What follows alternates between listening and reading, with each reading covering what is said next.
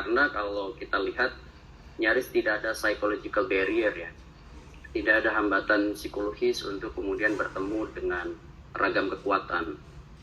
Misalnya cukup berbeda dengan PDIP yang punya barrier untuk bertemu dengan Demokrat atau dengan PKS. Nah, Golkar itu ruang jelajah komunikasi politiknya itu menurut saya sangat luas dan sangat lentur.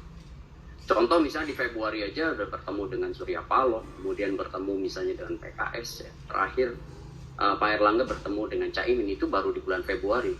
Sebelum-sebelumnya bertemu dengan PDI Perjuangan, Mbak Puan. Jadi ini menunjukkan bahwa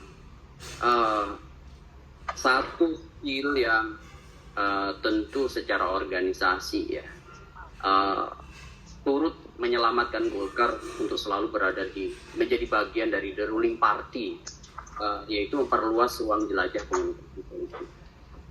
Kemudian kalau ditanya mungkin atau tidak ya, soal peta ini kan menurut saya akan sangat tergantung juga pada apakah kemudian koalisi Indonesia Bersatu itu kemudian konsolidatif di paket nama atau tidak.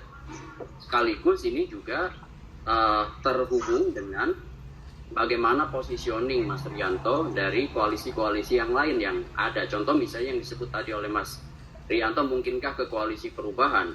Pertanyaan berikutnya, apa kemudian koalisi perubahan itu lantas konsolidatif juga terbentuk, melakukan positioning misalnya dalam konteks misalnya nama Pak Anies Baswedan sebagai capres, sebagai top of the ticket, tetapi kemudian apakah selesai misalnya negosiasi dengan ragam kekuatan yang kemudian akan berfungsi, sebut aja PKS, Demokrat, dan Nasdem itu, untuk skema-skema yang dinegosiasikannya.